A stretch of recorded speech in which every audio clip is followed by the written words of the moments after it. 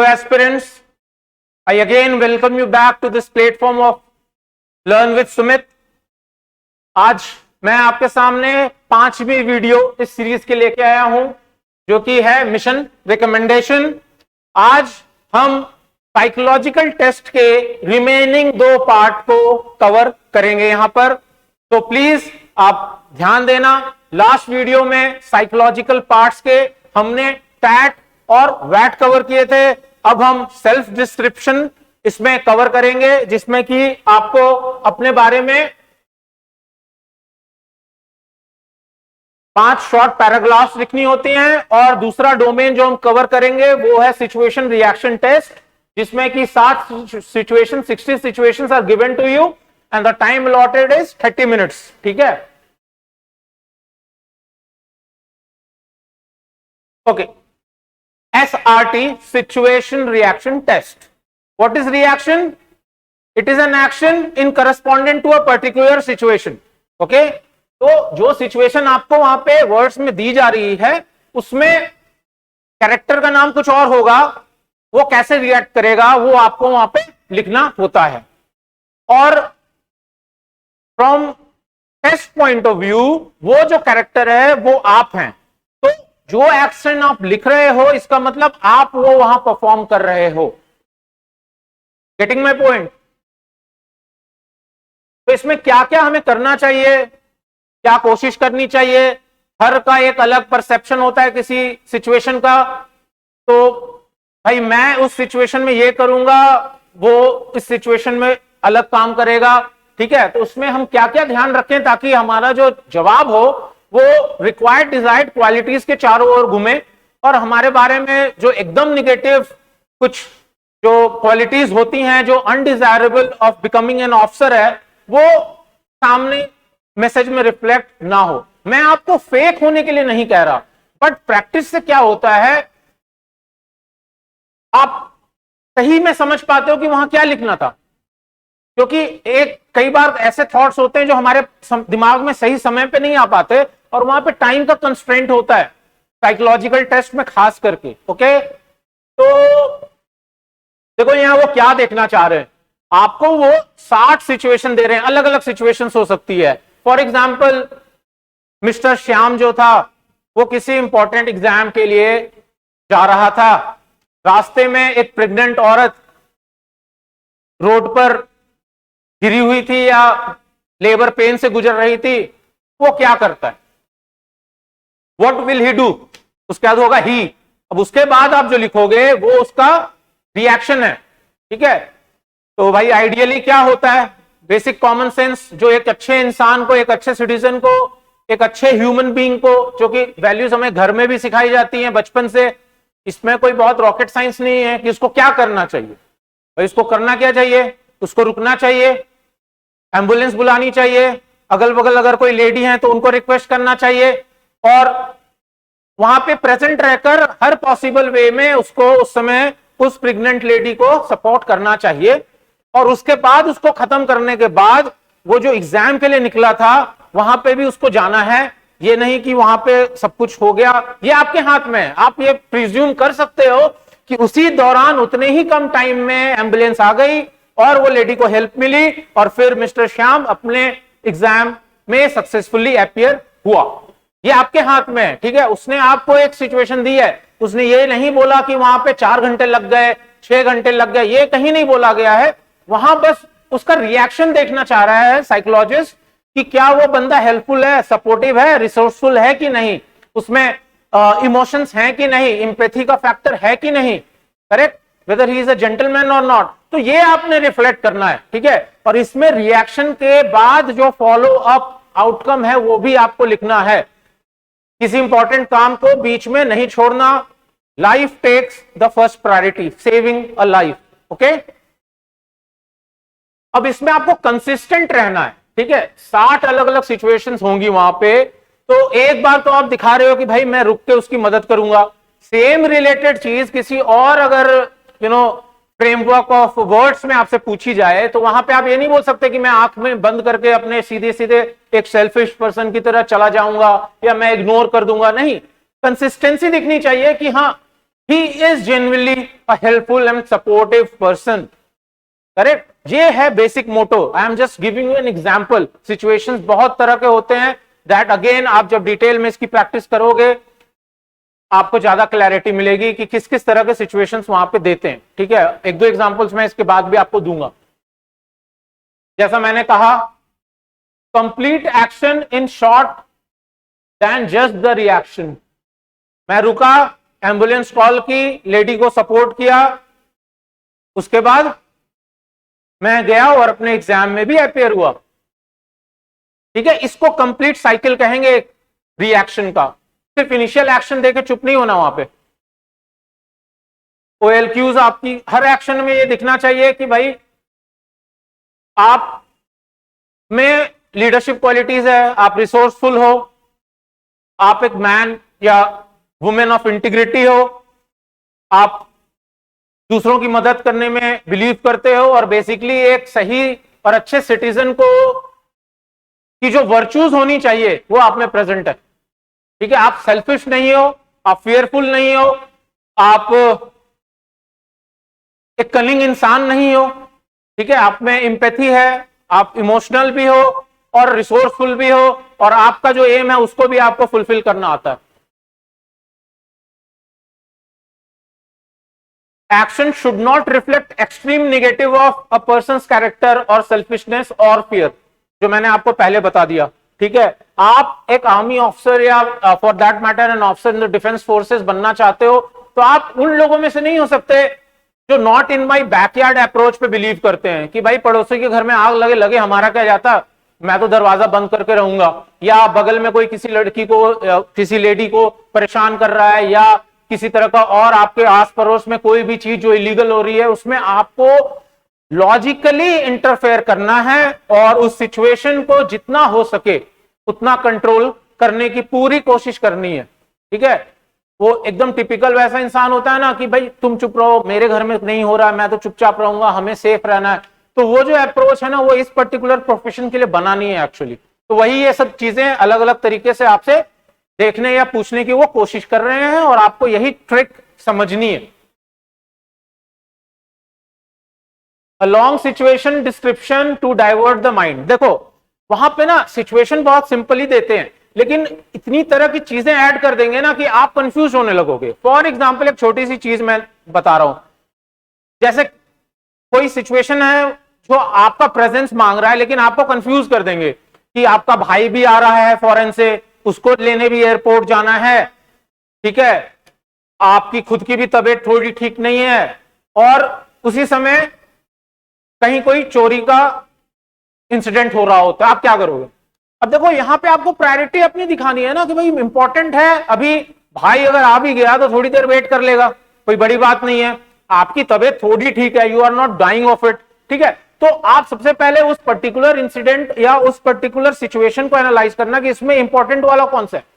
यहां सबसे इंपॉर्टेंट है जो चोरी हो रही है, क्योंकि उसमें प्रॉपर्टी और लाइफ को भी थ्रेट हो सकता है. तो आप पहले उसको एड्रेस करोगे, उसके बाद भाई आप अपने भाई के पास जाओगे और अपना चेकअप कराओगे. बस सिंपल है. बट लेकिन वो आपको कंफ्यूज करने के लिए बाकी सिचुएशंस दी जाती है कि इंसान कंफ्यूज हो जाए कि यार मैं पहले क्या करूं, प्रायोरिटी है, भाई भी तो आ रहा है. ठीक है, तो इन चीजों को आपको ध्यान रखना जो प्रैक्टिस से आपको आ जाएगी. Practical, sensible, feasible and logical action. अब देखो आपको वहां पे इमेजिन करने का ऑथोरिटी है, लेकिन अब थोड़ा फिजिबल और प्रैक्टिकल भी होना पड़ेगा सिचुएशन को डील करने में. फॉर एग्जाम्पल देखो,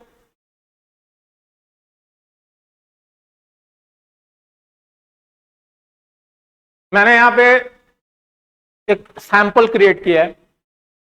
samples. A fire broke out inside his neighbours house. He, अब इसमें वो क्या करेगा?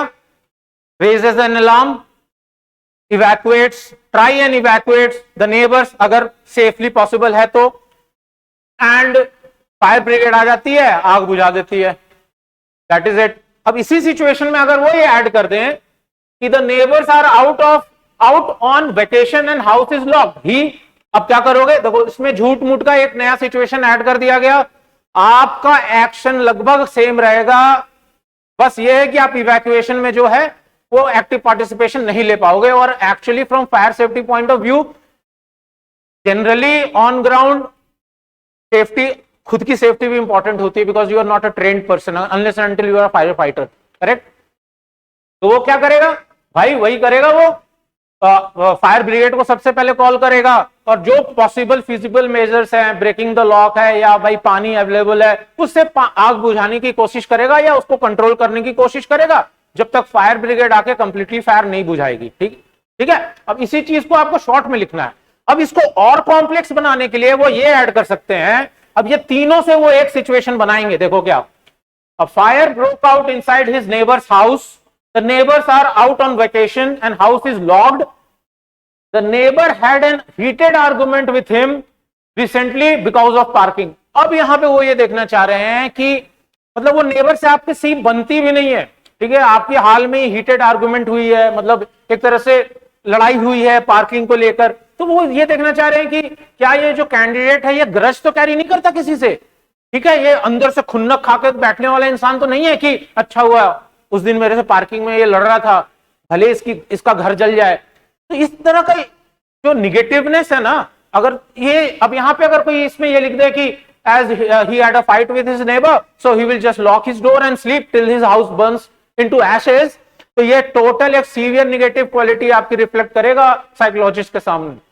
ठीक है, यहां आपको थोड़ा बड़ा दिल दिखाना है, कोई बात नहीं, लड़ाई हुई थी, छोटा मोटा चीज कभी कभी चलता है, होता है, we all are human beings, but the most important is as a neighbour आपको अपनी ड्यूटी फुलफिल करनी है, which is to protect his assets as far as possible, जो आपकी कैपेसिटी में है। तो आफ्टर ऑल आग तो फायर ब्रिगेड ही बुझाएगी। आप पॉइंट को समझ गए ना, यही सेम सिचुएशन है। सिचुएशन क्या है, पड़ोसी के घर में आग लगी है, बस यही है सिचुएशन। ये सब चीजें आपको कंफ्यूज या मेन कोर से डाइवर्ट करने के लिए एड ऑन करेंगे या करते हैं, ठीक है। तो आपको मेन एक्शन से कभी डाइवर्ट नहीं होना, अंडरस्टूड। और ये अलग अलग सिनेरियोज में एप्लीकेबल होता है, जो with practice you will be able to have a grip upon.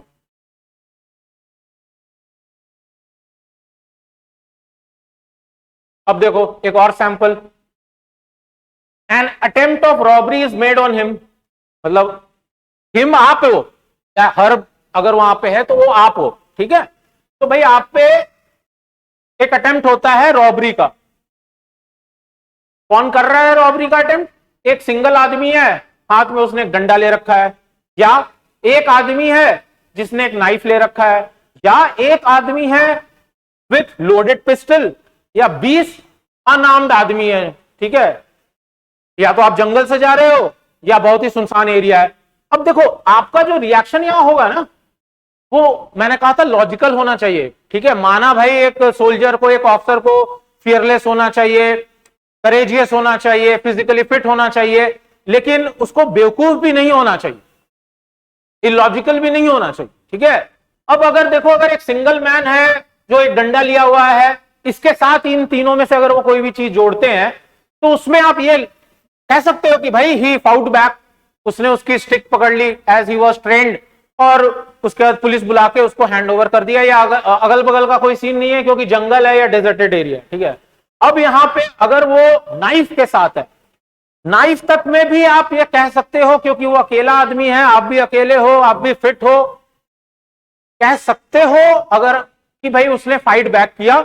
और नहीं तो अगर आप यहां ये कहते हो कि as he had a knife, तो उसने भाई जो थोड़ा बहुत बिलोंगिंग था वो देकर उसकी डिटेल्स को अच्छे से नोट किया, किस डायरेक्शन में वो गया, और उसने उसको पुलिस को इन्फॉर्म किया, पुलिस ने उसको पकड़ा और उसका सामान रिकवर हो गया। शॉर्ट में लिखना है जो भी है, ठीक है। तो ये भी प्रैक्टिकल है, इसमें कोई नहीं कह सकता कि वो इंसान डरपोक है, बिकॉज जंगल का एरिया है, आप कितने भी ट्रेंड हो, अगर उसके नाइफ से कहीं कट लग जाए, कुछ हो जाए, तो चीजें तो वापस आ जाएंगी, but what about your personal safety and health.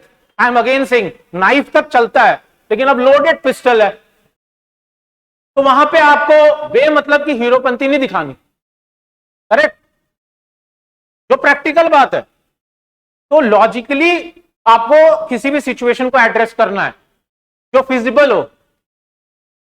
20 unarmoured, अब आप 20 आदमी से तो लड़ोगे नहीं, करेक्ट। तो भाई उस समय आप अपनी सेफ्टी को इंश्योर करते हुए जो उनकी उस समय जो डिमांड है जो पोजीशन ही मांग रहे होंगे, पर्स मांग रहे होंगे, मोबाइल मांग रहे होंगे, वो आप हैंडओवर करोगे, उनको ध्यान से ऑब्जर्व करोगे, ताकि अब जब पुलिस कंप्लेन करें तो आपके पास उनसे रिलेटेड सारी डिटेल्स हो, जो पुलिस को उनको एप्रीहेंड करने में मदद करे और आपका सामान का रिकवरी हो जाए। क्लियर? ठीक है। बहुत तरह के क्वेश्चंस होते हैं इसमें, बहुत तरह से। आप जंगल में जा रहे हो, शेर आ गया, क्या करोगे? अब उसमें कोई ये लिखता है भाई मैं पेड़ पे चढ़ जाऊंगा, मैं मरने की एक्टिंग करूंगा, या कोई ये भी लिख सकता है करना तो शेर को है। फिजिबल है, आप शेर से नहीं लड़ सकते, कोशिश कर सकते हो। तो ऐसे कई सिचुएशंस होंगे जिसमें सारी चीजें सामने वाले के हाथ में होंगी, तो उसमें आपको एक रीजनेबल रिप्लाई देनी है। ओके।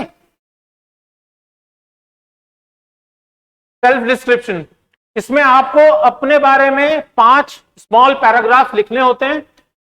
15 मिनट का टाइम मिलता है, इसका मतलब एक पैराग्राफ के लिए आपको 5 मिनट मिल रहे हैं। तो आप देख लो आप 5 मिनट में कितना लिख सकते हो। मेरे हिसाब से 120 वर्ड 100 वर्ड का पैराग्राफ काफी होता है। अब उन 5 अलग अलग पैराग्राफ में आपको क्या लिखना होता है, इसको आप प्लीज थोड़ा ध्यान से देखो। यहां पे आपको अपने को डिस्क्राइब करना है, अपने व्यू पॉइंट से और दूसरों के। अब वो दूसरे में कौन कौन आते हैं? आपके पिताजी और माताजी, आपके पेरेंट्स आपके बारे में क्या सोचते हैं?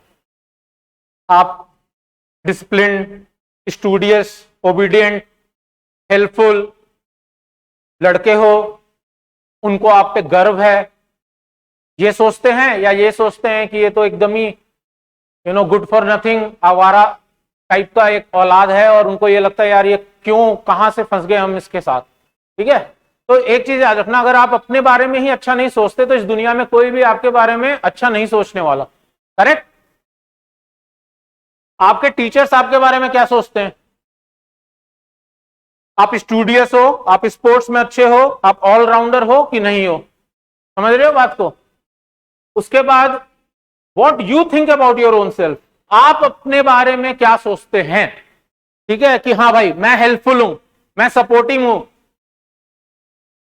मैं रिलायबल हूं, मैं लॉयल हूं, मैं फियरलेस हूं, मैं फिजिकली फिट हूं। इन चीजों को आपको अपने बारे में डिस्क्राइब करना है। मैं पैट्रियोटिक हूं, मेरे को अपने देश से प्यार है, अपने माता पिता से प्यार है, अपने भाई से प्यार है, और मैं उनके लिए स्टैंड लेने में कभी पीछे नहीं हटता, जब भी जरूरत होती है मैं खड़ा रहता हूं। ये सब चीज आप लिख सकते हो जो पॉजिटिव है काफी, और आप सच में क्या सोचते हो वो आपको बस अपने बारे में लिखना है। अब what kind of person you wish to be like, अब इसमें यह लिखना है कि आपके हिसाब से आप क्या बनना चाहते हो, आइडियली क्या बनना चाहते हो। आपको एक छोटा सा पैराग्राफ लिखना होगा उसके बारे में।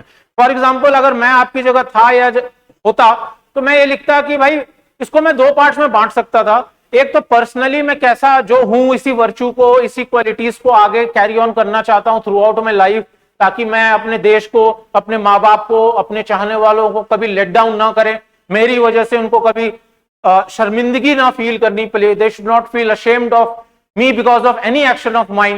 But professionally I wish to grow in my career path and I want to be a defense officer. ये भी आप यहाँ पे लिख सकते हो, इसको 2 कैटेगरीज में बांट के। बस यही 5 पैराग्राफ आपको अपने बारे में लिखने हैं।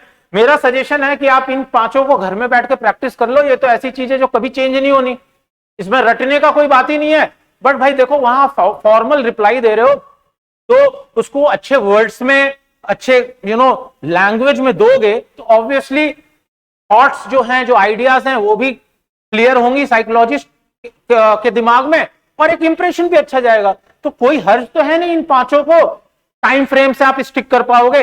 एक प्रिपेयर पहले से कर लो आप कि मेरे को क्या क्या चीजें इसमें लिखनी है, और इसका आपके कैरेक्टर, आपके हिसाब, आपकी पर्सनालिटी से आइडियल 120 वर्ड्स के हिसाब से क्या पैराग्राफ होना चाहिए, keeping the time frame in mind.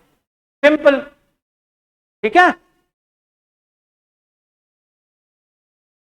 तो फ्रेंड्स, ये था साइकोलॉजी वाला जो एलिमेंट होता है उसके रिमेनिंग 2 डोमेन। तो टोटल हमने 4 डोमेन साइकोलॉजी के पॉइंट ऑफ व्यू से या साइकोलॉजिकल जो टास्क दिए जाते हैं उसको कवर किया है।